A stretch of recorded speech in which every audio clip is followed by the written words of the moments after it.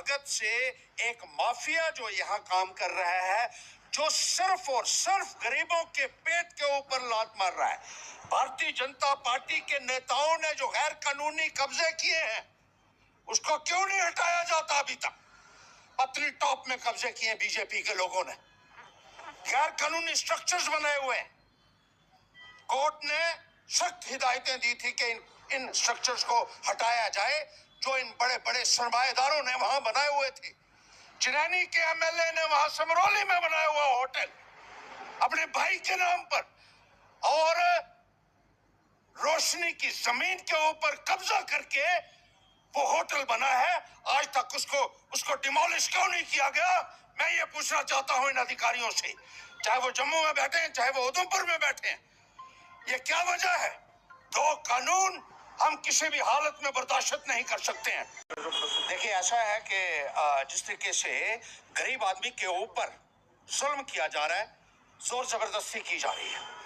अभी यहाँ धनीराम नाम के एक व्यक्ति है जो करला की तरफ रहते हैं, और उन्होंने एक छोटा सा खोखा बनाया हुआ था, उसको उखाड़ के फेंक दिया गया। ये कहा गया कि ये सरकारी जमीन के ऊपर है और आपका कोई अधिकार नहीं बनता है कि आप सरकारी जमीन के ऊपर अपना खोखा लगाओ और अपने परिवार के लिए रोटी कमाओ।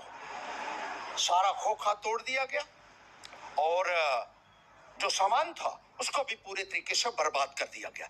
इसी तरीके से अलग अलग जगहों पे जाकर गरीब लोगों के खोखे तोड़े जा रहे हैं, दुकानें तोड़ी जा रही हैं। हमने देखा कि पंचायरी लांदर की तरफ यही हाल है, रामनगर की तरफ ये हाल है, उधमपुर में ये हाल है।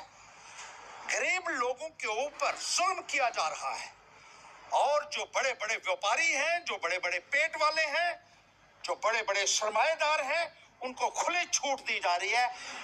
एक मिली भगत से एक माफिया जो यहाँ काम कर रहा है, जो सिर्फ और सिर्फ गरीबों के पेट के ऊपर लात मार रहा है। भारतीय जनता पार्टी के नेताओं ने जो गैर कानूनी कब्जे किए हैं, उसको क्यों नहीं हटाया जाता अभी तक? पतली टॉप में कब्जे किए बीजेपी के लोगों ने, गैर कानूनी स्ट्रक्चर्स बनाए हुए हैं। कोर्ट ने सख्त हिदायतें दी थी कि इन स्ट्रक्चर्स को हटाया जाए जो इन बड़े बड़े सरमाएदारों ने वहां बनाए हुए थे। चिनैनी के एमएलए ने वहां समरौली में बनाया हुआ होटल अपने भाई के नाम पर, और रोशनी की जमीन के ऊपर कब्जा करके वो होटल बना है। आज तक उसको डिमोलिश क्यों नहीं किया गया? मैं ये पूछना चाहता हूं इन अधिकारियों से, चाहे वो जम्मू में बैठे हैं, चाहे वो उधमपुर में बैठे हैं। ये क्या वजह है? दो कानून हम किसी भी हालत में बर्दाश्त नहीं कर सकते हैं। समरौली का जो होटल और बार है, उसके ऊपर कार्रवाई की जाए, जल्द से जल्द कार्रवाई की जाए। और मादा में जिस तरीके से जमीनें हड़पी जा रही है गरीब लोगों की, लोगों ने मेमोरेंडम दिए, यहाँ बेवाएं विधवाएं यहाँ आकर अपना जो है वो मेमोरेंडम यहाँ देकर जाती हैं और अगले दिन वो रद्दी की टोकरी में जाएगा। किसी के बाप का कानून है यहाँ पे कि इन एमएलए को खुली छूट देंगे आप सरकारी जमीनों के ऊपर कब्जा ये करें? फॉरेस्ट लैंड के ऊपर कब्जा इन लोगों ने किया हुआ है। गैर कानूनी क्रशर, गैर कानूनी लोग के प्लांट इन लोगों ने लगाकर यहाँ सरकारी संपत्तियों को लूटा जा रहा है और उनको शायद देने वाले अफसर भी नहीं बचेंगे। याद रखिएगा, जो अफसर इन भ्रष्ट नेताओं को संरक्षण देगा, उसका जो हश्र होगा उसका शायद उसे अंदाजा नहीं है अभी तक। इनके खिलाफ कार्रवाई कीजिए। सबसे पहले जो एमएलए हैं, जो मंत्री रहे हैं, जहां जहां भी उन्होंने गैर कानूनी कब्जा किया हुआ है, उसके ऊपर फौरन से पेशतर कार्रवाई होनी चाहिए। ये हम साफ और स्पष्ट शब्दों में चेतावनी देना चाहते हैं। और चिनैनी में लगातार एनक्रोचमेंट हो रही है। चिनैनी कॉन्स्टिट्यूएंसी में जितनी जमीनों के ऊपर कब्जा हुआ है गैर कानूनी तरीके से, मैं इस एसडीएम को भी कहना चाहता हूँ, डीसी महोदय से भी कहना चाहता हूँ, एडिशनल डीसी से भी कहना चाहता हूँ, और सेक्रेटेरिएट में जो लोग बैठे हुए हैं, जिनकी मिली भगत है इनके साथ, बेईमानों के साथ, उनको भी मेरी ये चेतावनी है कि भ्रष्टाचारियों को हर्षदेव किसी भी कीमत पर बख्शेगा नहीं। और गरीब आदमी के ऊपर बुलडोजर चलाने वाले, याद रखिए आपका हश्र भी बहुत बुरा होगा। गरीब आदमी के पेट के ऊपर आप लात मारते हैं ना, आपके पीठ के ऊपर ऐसी लात पड़ेगी कि अब तो जिंदगी ऊपर वाला मारेगा और कानून का सहारा हम भी लेंगे, आपकी कमर सीधी नहीं होगी।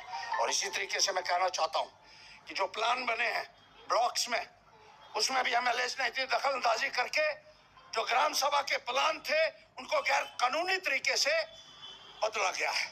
ये कानून के विपरीत है।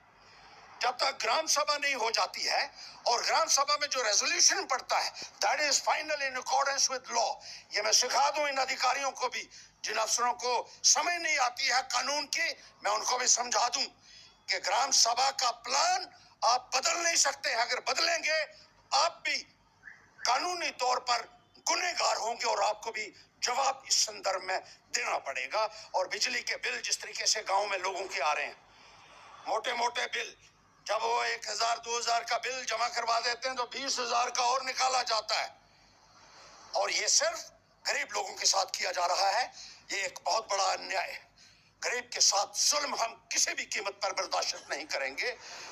ये बात कान खोल के सारे अधिकारीगण भी सुन ले और ये एमएलए महोदय भी सुन ले, जो खुद तो जमीनों के ऊपर कब्जा कर रहे हैं लगातार और जिनको सीडीएफ के करोड़ों रुपए मिले हुए हैं, लेकिन 5-5, 6-6 लाख रुपया जो पंचायत का आता है, जो ग्राम सभा को फैसला करना है, जो गरीब लोगों को फैसला करना है, उसमें भी अगर एमएलए जो है दखल अंदाजी करेंगे तो एमएलए को भी मैं कटघरे में खड़ा करूंगा। ये बात याद रखें।